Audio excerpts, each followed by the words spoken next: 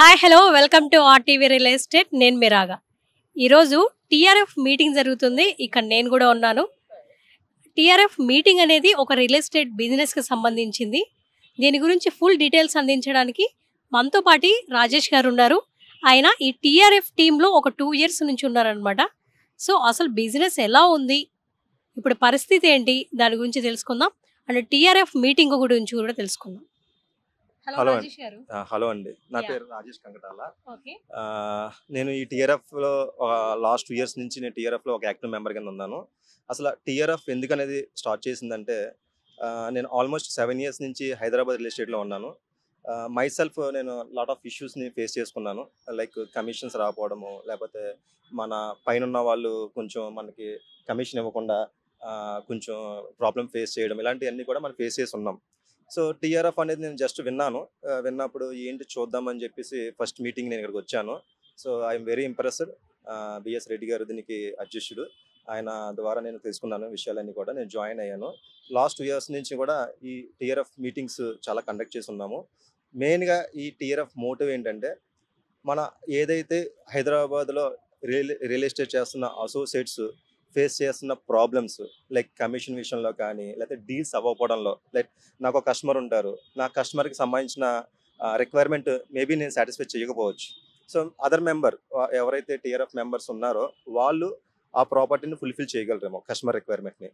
So అట్లా మా మధ్యన కోఆర్డినేషన్ కానీ, ఒక unity between the real estate అసోసియేట్ల మధ్య కానీ, ఇలాంటివన్నీ కూడా ఈ టీఆర్ఎఫ్ ద్వారా మేము చాలా డీల్స్ కూడా చేసున్నాము. ప్లస్ దీంతో పాటు ఏంటంటే, ఎవరైతే రియల్ ఎస్టేట్లో ఉన్నారో, ఎవరైతే రియల్ ఎస్టేట్ వద్దాం అనుకుంటున్నారో వాళ్ళందరికీ కూడా సమ్ మోటివేషన్ క్లాసెస్ అని, లేకపోతే ఒక ప్రాసెస్, ఒక సిస్టమ్ అనేది మేము క్రియేట్ చేసుకున్నాం టీఆర్ఎఫ్లో. సో ప్రొఫెషనల్ వేలో ఒక రియల్ ఎస్టేట్ చేయడం ఎలాగా అనేది కూడా మా టీఆర్ఎఫ్ నుంచి ప్రతి అసోసియేట్కి, ఏజెంట్కి నేర్పడం జరుగుతుందండి. టీఆర్ఎఫ్ అనేది అసలు ఎప్పుడు స్టార్ట్ అయింది సార్? దీంట్లో ఏజెంట్స్ ఎంతమంది ఉన్నారు ఇప్పటి వరకు? యా, సో టీఆర్ఎఫ్ అనేది మనకి ఆల్మోస్ట్ 1.5 year ఎగో స్టార్ట్ అయిందండి. మన రీసెంట్గా 1 year యానివర్సరీ కూడా చేసుకున్నాము. సో దానికి మన రేవంత్ రెడ్డి గారు చీఫ్ గెస్ట్ కింద కూడా వచ్చారు. ఆల్మోస్ట్ మనం ఇప్పుడు 110 మెంబర్స్ యాక్టివ్ మెంబర్స్ ఉన్నాము. సో ఈరోజు చూసుకుంటే ఈరోజు మనకి రియల్ ఎస్టేట్ మీటింగ్ జరుగుతుంది ఇక్కడ. సో ఇందులో మనకి ఆల్మోస్ట్ ఒక 500 మెంబర్స్ యాక్టివ్గా పార్టిసిపేట్ చేస్తున్నారు.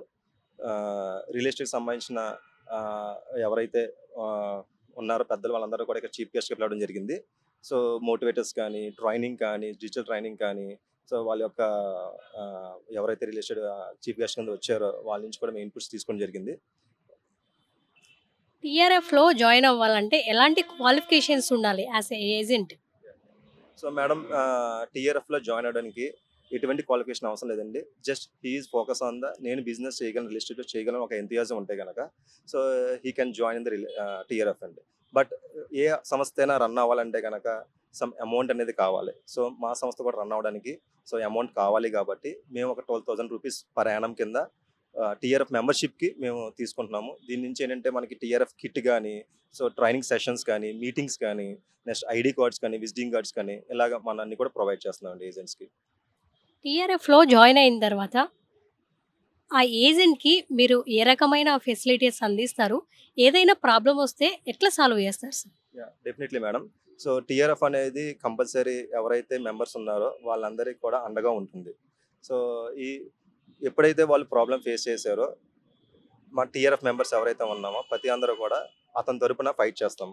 సో దాని గురించి మేము ఏం చేసామంటే, ఒక సిస్టమ్ అనేది క్రియేట్ చేసుకున్నాం. ఒక కస్టమర్కి, ఏజెంట్కి, లేదా బయ్యర్కి, ఏజెంట్ మధ్య కూడా ఒక స్మాల్ అగ్రిమెంట్ క్రియేట్ చేసుకుని, సో ఆ అగ్రిమెంట్ ప్రకారం మేము ముందుకు వెళ్తున్నాం అన్నమాట. సో ఎవరికైనా ప్రాబ్లమ్స్ వచ్చినా ఏమొచ్చినా సరే మొత్తం అందరు మెంబర్స్ మేము ఉంటున్నామండి. సో అందరి రిజాల్వ్ అయ్యే కూడా చాలా ప్రాబ్లమ్స్ మేము రిజాల్వ్ కూడా చేసాము. ఏదైతే కమిషన్స్ పెండింగ్స్ ఉన్నాయో, లేదా బయ్యర్ సైడ్ నుంచి కానీ సెల్లర్స్ కూడా విప్పించడం కూడా జరిగింది టీఆర్ఎఫ్ నుంచి. ఇప్పుడు ఏదైనా ప్రాబ్లం వస్తే అట్లా ఏదైనా మనీ ప్రాబ్లం మీరు సాల్వ్ చేసి ఇప్పిస్తామని చెప్పారు కదా సార్. ఇది యాన్యువల్ ఫీజు వచ్చేసి 12K అని చెప్పారు. అది కాకుండా ఇలా ఏదైనా ప్రాబ్లం వచ్చినప్పుడు మీరు సాల్వ్ చేస్తారు కదా పర్సనల్గా టీమ్ సైడ్ నుంచి, అలాంటప్పుడు ఏమైనా కమిషన్ టైప్ ఏమైనా తీసుకుంటారు? Madam, we are not charging any single rupee. Problem resolve అయిన తర్వాత మేము రూపీ అది కూడా తీసుకోమండి. ఇన్ కేస్ రిజాల్వ్ అయిన తర్వాత ఆయన ఇంట్రెస్ట్ తోటి ఏదైనా సంస్థకి డొనేట్ చేసుకుంటే కనుక ఆ ఫారంకి డొనేట్ చేసుకోవచ్చు. ఈ రోజు మనకి వచ్చిన చీఫ్ గెస్ట్ ఒక ఆయన కూడా ఒక 80 రూపీస్ సంస్థ రన్ అవ్వడానికి డొనేట్ చేశారు. అట్లా ఎవరైనా ఇంట్రెస్ట్ ఉంటే డొనేట్ చేసుకోవచ్చు. But we are not demanding anything. ఒక ఏజెంట్‌కి మీరు ఇట్లా సపోర్టెడ్‌గా ఉండడానికి గల కారణం ఏంటి సార్? ఈ సంస్థని స్థాపించే ముందే మేము అనుకున్నది ఏంటంటే, ఒక ఏదైతే హైదరాబాద్‌లో రియల్ ఎస్టేట్‌లో ప్రాబ్లమ్ ఫేస్ చేస్తున్నామో, అంటే నాకు తెలిసి అందరం కూడా మేము ఫేస్ చేసి ఉన్నాంలే. చిన్నదో, పెద్దదో ఫేస్ చేసి ఉన్నాం. ఓకే. సో, ఈ ప్రాబ్లమ్స్ ఫేస్ చేయకూడదు ఇంకొకళ్ళు అనే ఉద్దేశంతో ఈ సంస్థ స్థాపించి, మన మధ్యన ఏదైతే రియల్ ఎస్టేట్ ఏజెంట్ల మధ్యన, అసోసియేషన్ మధ్యన కానీ, లేకపోతే రియల్ ఎస్టేట్ పీపుల్ మధ్యన కానీ ఒక యూనిటీని ఏర్పరచాలనే ఉద్దేశంతోటి ఈ సంస్థ స్థాపించామండి. టీఆర్ఎఫ్‌లో జాయిన్ అయితే ఒక ఏజెంట్‌కి బెనిఫిట్స్ ఏంటి సార్? యాహ్! సో, డెఫినెట్‌లీ అండి. కస్టమర్ ఏజెంట్ జాయిన్ అయిన తర్వాత మనకి రూ. 12,000 పే చేసుకుంటున్నాము. సో, బెనిఫిట్స్ అనేది ఏంటంటే first of all we support the agent. So, ఏ విధంగా మనం ఏజెంట్‌కి సపోర్ట్ చేస్తున్నామంటే, ఒకటి తనకి ట్రైనింగ్ సెషన్స్ ఇస్తున్నాం. ఓకే. సో, మార్కెట్ గురించి అవగాహన గాని, మార్కెట్‌లో ఎట్లా మనం అప్రోచ్ అవ్వాలి. ఓకే.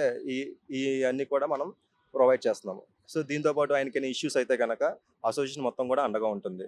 సో, ఆయనకి లీగాలిటీ పరంగా గానీ, కమిషన్ ఇప్పించడంలో పరంలో గానీ, లేపోతే ఆయనకి ఇన్వెంటరీ షేర్ చేయడంలో గానీ, సో, ఇలాంటియన్నీ కూడా కోఆర్డినేట్ చేసుకొని, మన మెంబర్స్ మధ్యన ఒక ట్రస్ట్‌గా, ఒక యూనిటీగా ముందుకెళ్తున్నామండి. సార్ రియల్ ఎస్టేట్ ఏజెంట్‌కి, ఇన్ఫర్మేషన్ ఏజెంట్‌కి గల డిఫరెన్స్ ఏంటి సార్? ఈ రెండిటికి డిఫరెన్స్. ఆ! సో, చాలా మందికి రియల్ ఎస్టేట్ చేసేవాళ్ళంటే చాలా అపోహ ఉంది. దే ఆర్ లుకింగ్ యాస్ ఒక ఏజెంట్ కింద చూస్తారు. ఓకే. ఇండివిడ్యువల్ ఏజెంట్ కింద చూస్తారు. దానివల్ల ఏంటంటే వాళ్ళు మనల్ని మోసం చేయొచ్చు, మన కమిషన్ ఇవ్వకపోవచ్చు, ఇట్లాంటివి జరుగుతది. ఎప్పుడైతే టీఆర్ఎఫ్ మెంబర్ అయ్యాడో అతను, సో, ఆ ట్యాగ్ చాలు మేడం. సో, టీఆర్ఎఫ్ మెంబర్ అంటే గనక is very professional agent. So, అందులో ఏంటంటే ఇంకోటేంటంటే మనం ఇక్కడ రేరా కూడా తీసుకుంటున్నాము. ఎవరైతే మెంబర్స్ ఉన్నారో వాళ్ళందరికీ కూడా రేరా ప్రొవైడ్ చేస్తున్నాము. మీకు చూసుకుంటే గనక 2017 నుంచి కూడా మనకి సెంట్రల్ గవర్నమెంట్ రేరా అనేది ప్రాపర్టీకి కానీ, లేకపోతే బయర్స్‌కి కానీ, ఏజెంట్‌లకి కానీ మ్యాండేటరీ చేసింది యాక్చువల్‌గా. సో, ఇప్పుడిప్పుడే దాన్ని స్టేట్ గవర్నమెంట్ గాని, సెంట్రల్ గవర్నమెంట్ గాని ఇంప్లిమెంట్ చేస్తుంది. సో, ఎప్పుడైతే టీఆర్ఎఫ్ మెంబర్ అయ్యాడో తను కూడా రేరా సర్టిఫికేట్ తీసుకుంటాడు. సో, దానివల్ల ఏంటంటే బయ్యర్‌కి కానీ, సెల్లర్‌కి కానీ ఒక నమ్మకం ఉంటుంది. ఆ సర్టిఫికేషన్ ఇప్పుడు మీ టీమ్ నుంచి ఇస్తారా సార్? అవునండి. ఏదైతే రేరా చైర్మన్ ఉన్నారో డైరెక్ట్‌గా చైర్మన్ గారితోనే మనం కాంటాక్ట్ అయ్యింది. మన మెంబర్స్ అందరూ టీఆర్ఎఫ్ మెంబర్స్ కూడా డైరెక్ట్ అప్లై చేసుకోవచ్చు. Very nominal. అప్రూవల్‌కి అమౌంట్ పే లేదు చేస్తారా మేడం. సార్? ఈ రేరాక్ అనేది డిఫరెంట్ మేడం. రేరా మనకేంటంటే 2 టైప్స్ ఉన్నాయి. ఇండివిడ్యువల్ ఏజెంట్‌కి అయితే గనక రూ. 10,000 ప్లస్ జీఎస్టీ ఉంటుంది.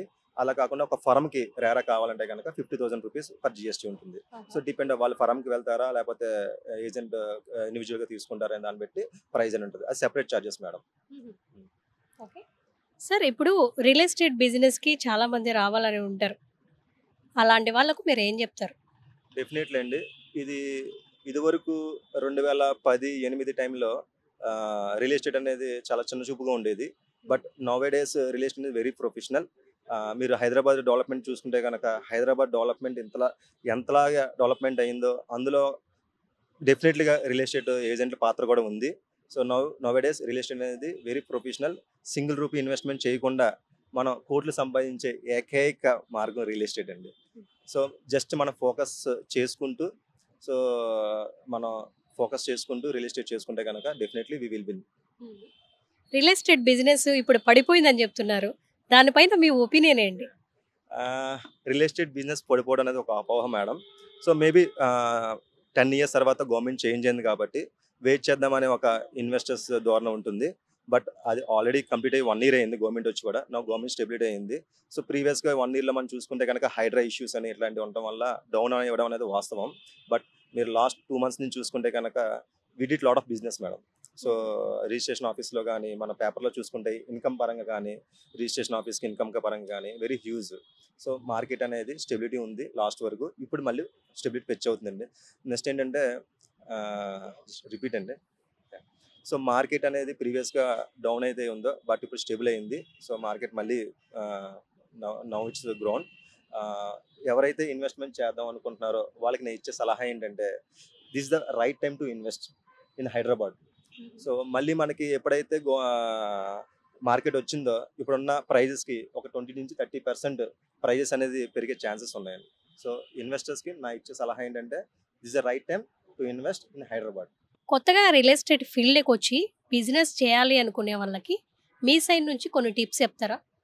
మేడం, ఇప్పుడు రియల్ ఎస్టేట్ అనేది ఇట్స్ లైక్ ఓషన్. ఇందులో చాలా కంటెంట్ ఉంది. సో కొంతమంది కన్స్ట్రక్షన్ సైడ్ వెళ్తుంటారు, కొంతమంది కమర్షియల్ స్పేస్కి వెళ్తుంటారు, కొంతమంది ఓపెన్ ప్లాట్స్ ఉంటారు. సో డిఫరెంట్ ఆఫ్ సెక్టర్స్ ఉన్నాయి రియల్ ఎస్టేట్లో కూడా. Depend upon the dare sector they need to choose the chips. Okay. So నేను చెప్పేది ఏంటంటే, ఎవరైనా ఒక మార్కెట్కి వచ్చే ముందు ఏదైనా ఒక వెంచర్ వేద్దామన్నా, ఒక కన్స్ట్రక్షన్ చేద్దామన్నా ఫస్ట్ రియాలిటీ తెలుసుకోండి. గ్రౌండ్ వర్క్ తెలుసుకుని, సో గ్రౌండ్ వర్క్ చేయండి. రియాలిటీ తెలుసుకోండి. రియాలిటీ తెలుసుకుని అప్పుడు స్టార్ట్ చేయండి. సో దానివల్ల ఏంటంటే మీతో పాటు మేము నమ్ముకున్న ఆర్గనైజేషన్లో ఉన్న ఎంప్లాయీస్ కానీ, మీతో ఉన్న అసోసియేట్ ఉన్న ఏజెంట్లు కానీ వాళ్ళకి ఫ్రూట్స్ వస్తాయి. సో గ్రౌండ్ వర్క్ అనేది చాలా ఇంపార్టెంట్. రియాలిటీ తెలుసుకుని స్టార్ట్ చేయండి. Yes sir. ఇప్పుడు రియల్ ఎస్టేట్ బిజినెస్‌లోకి రావాలంటే చాలామందికి ఒక అపోహ ఉంటది. రియల్ ఎస్టేట్ బిజినెస్‌లో చాలా మోసాలుంటాయి. ఒక ల్యాండే ఇద్దరికి అమ్మేస్తారు అనేవి ఇలాంటివి చాలా ఉంటాయన్నమాట. జీరో నాలెడ్జ్‌తో వస్తే ఇలాంటి ప్రాబ్లమ్స్‌ని ఎలా ఫేస్ చేయాలి ఏంటి? Definitely madam. మనం ఏదైనా ఎప్పుడైనా ఏదైనా ఒకటి స్టార్ట్ చేయాలనుకుంటే కనుక ఫస్ట్ అనేది గ్రౌండ్ వర్క్ చేసుకోవాలి. నాలెడ్జ్ లేకుండా మనం ఎప్పుడు స్టార్ట్ చేసుకున్నా సరే డెఫినెట్లీ మనం ప్రాబ్లమ్స్ ఫేస్ చేస్తాం. బట్ మన టీఆర్ఎఫ్ ద్వారా ఎవరైనా సరే అప్రోచ్ అయ్యి ఇలా స్టార్ట్ చేసుకుందాం అలా అంటే కనుక we will give the guidance to us. So దాంట్లో టీఆర్ఎఫ్ తరపు నుంచి మీరు ఫుల్ గైడెన్స్ ఇస్తారు. ఫుల్ సపోర్ట్ ఇస్తారు. As a fresher. ఫ్రెష్గా సపోర్ట్ చేస్తాం మేడం. సో సినారియోస్ కూడా ఉన్నాయండి. ఆల్రెడీ 1.5 ఇయర్లో కూడా మేము ఎంతో మందికి సపోర్ట్ చేసాము. సో ఎంతో మంది గ్రోన్ కూడా అవుతున్నారు కూడా ఇప్పుడు టీఆర్ఎఫ్ నుంచి. Thank you sir. Thank you so much.